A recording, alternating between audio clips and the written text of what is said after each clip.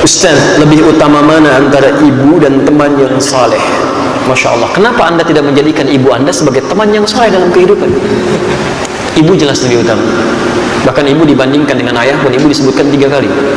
Bahkan dalam Al-Quran setelah mengatakan sembah Allah, berbakti pada orang tua, ibu yang disebutkan pertama kali. Quran surah ke 31 ayat ke-14, posisi paling kiri sebelah atas. Quran surah ke-46 ayat ke-15, posisi paling kiri sebelah atas. Saya mau tunjukkan bagaimana di Quran surah ke-31 ayat ke-14, ibu orang tua yang beda agama saja tetap ada penghormatan di Quran dan dimintakan untuk mengajak pada kebaikan. Lihat kalimatnya. Wassaynal insana biwalidayhi wa wassaynal insana biwalidayhi, dan kami wasiatkan kepada setiap manusia untuk berbakti pada kedua orang tuanya. Setelah itu ibu disebutkan hamalathu ummu. Kalau kamu sedang merasa capek, punya masalah dengan orang tuamu, coba bayangkan bagaimana susahnya orang tua itu merawat kamu. Minimal ibu kamu aja bawa-bawa kamu itu 9 bulan mengandung, hamalathu ummu wahdan ala wahnin. Ibumu bersabar kepada kamu dalam 9 bulan. Kamu tidak bisa bersabar dalam 9 menit. Kamu siapa? Dibawa-bawa itu kemana-mana. Sampai kalau di Quran surah ke-46 ayat 15 itu, posisi paling kiri sebelah atas, itu bahasanya bukan wahnan lagi, korhan. Kadang-kadang lelahnya tak tertahankan. Luar biasa. Di tafsir di Quran surah ke-7 ayat 189, falamma athqalat, maka tatkala semakin sulit, berat miling kanan susah, kiri susah. Allahu Akbar. Bahkan saat lahir masih diberikan ASI juga. Kadang-kadang diajak ke pesta gitu kan, ada haflah, ada zafaf. Begitu undangan mecahin gelas, ditahan-tahan malunya. Saat sakit parah luar biasa, minta ke dokter, ya Allah, dokter tolong yang terbaik. Kalau perlu ya Allah ambil nyawa saya. Kalau perlu, itu kalimat-kalimat itu keluar. Tiba-tiba setelah dewasa, cuma 9 menit tidak bisa bertahan dalam sabar berbakti pada orang tua. Ayo coba. Wa fisaluhu fi amaini an ishkurli, itu bagian dari syukur kepadaku. Wali walidayya ilayya al-masir. Ayat 15 ini yang indah. Wa in jahadaka ala an tusyrika bima laysa laka bihi 'ilmun fala tuti'huma. Tapi jika ibunda kamu atau ayahanda kamu beda keyakinan denganmu, kemudian memaksa engkau untuk beribadah menurut kepercayaannya, jangan ditaati. Tolak dengan cara yang lembut. Wasahibhuma fid dunya ma'rufa. Tapi jangan sampai perbedaan keyakinan itu menjadikan kamu berbuat buruk pada orang tua. Tetap temani dia. Bahasanya sahib dari kata sahabat. Sahib itu sesuatu yang lekat. Zamannya ashab. Ada orang yang lekat dengan surga tak terpisahkan, ashabul jannah. Ada orang yang lekat dengan neraka tak terpisahkan, ashabun nar. Makanya disebut dengan sahabat, lekat. Lekat itu sekalipun fisiknya tidak berada bersama-sama, tapi Masya Allah tetap mendoakan dalam kebaikan. Orang tua yang berbeda agama saja, kata Quran, tetap pergaul dengan kebaikan dalam urusan dunianya. Doakan dia, tingkatnya tinggi. Karena itu masih ada kewajiban bagi kita untuk berdakwah dengan kelembutan. Ya, silahkan di Quran surah ke-16 ayat 125.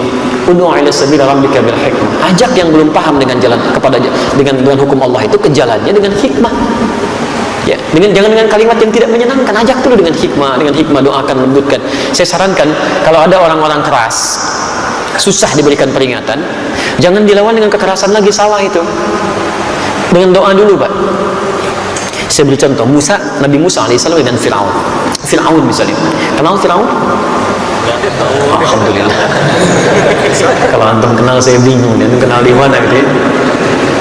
Fir'aun itu makhluk manusia, bukan hanya luar biasa bengis ya, tapi menyebalkan. Kalimat-kalimatnya tajam, kadang-kadang melahirkan eksekusi, tidak langsung negosiasi, eksekusi langsung. Itu rambutnya nggak enak dilihat, tolong pisahkan kepala dari badannya, bukan nyuruh-nyukur. Makanya Nabi Musa alaihissalam ketika berdakwah kepada Fir'aun ini, itu memohon kepada Allah supaya hatinya diberikan kelapangan. Kalau hatinya sudah lapang, luas, jadi cacian-cacian itu nggak cepat tersinggung nanti, tidak cepat tersinggung. Bayangkan kalau Nabi tersinggung, cuma mengangkat tangan berdoa, ya Allah ini manusia menjengkelkan sekali, wafatkan saat ini, meninggal dia, dikabulkan. Cuman hikmah dakwah dari peristiwa itu nggak ada untuk kita. Maka ketika sebelum datang kepada Fir'aun, beliau berdoa, qala rabbi shrah li wa yassir li amri wahlul 'uqdatan min lisani yafqahu qawli. Itu rumusnya, rabbi shrah li sadri, ya Allah lapangkan hati saya supaya kalau mendengar kalimat-kalimat yang tidak nyaman, saya bisa tahan. Orang tua misalnya, antum mulai ngajak pada kebaikan, Pak, ayo sholat, kan? Kamu ngajak-ngajak sholat, kan? Udah nanti aja lah, papa juga tahu lebih duluan daripada kamu. Sabar. Ayo pak, kan tidak harus seperti itu. Papa kok gitu amat, si amat aja nggak gitu, kan? Itu kan si amat, bukan papa. Mana rame gitu kan? Pelan-pelan doa lagi, pelan-pelan doa lagi. Ini kalau sudah dilembutkan hatinya oleh Allah, itu mudah kalimat-kalimat mas. Saya pernah satu kali ada seorang yang datang berubah, sibuk luar biasa, punya jabatan di pekerjaannya, Masya Allah. Begitu berubah, orang tuanya marah karena dia merasa dunianya tertinggalkan, padahal bukan tertinggalkan, menyesuaikan dunia untuk kepentingan akhiratnya. Dikerjakan juga tugasnya. Siapa yang membuat kamu berubah? Kalau kamu tidak mampu menyelesaikan, apa yang turun tangan? Sampaikan. Waduh, sakit. Itu baru tangannya, belum kalau turun kaki macam-macam dan sebagainya. Dan itu punya posisi juga, ini pasukan luar biasa lah, nggak perlu saya sebutkan ya.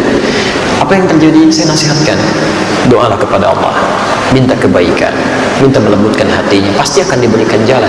Dan ini poinnya, tetap berbakti kamu pada orang tua seperti sahabat dulu pernah mengalami peristiwa itu. Jadi setiap keperluan bapak berikan.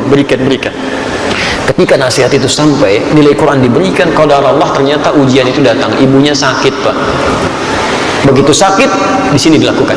Cari rumah sakit terbaik, dimaksimalkan perawatannya. Dalam setiap pekerjaan yang luar biasa padatnya, itu masih nengok ke situ, dilihat lagi, dicari dokternya, dipastikan begini, sampai ibunya menangis bertanya, siapa yang menyuruh kamu seperti ini?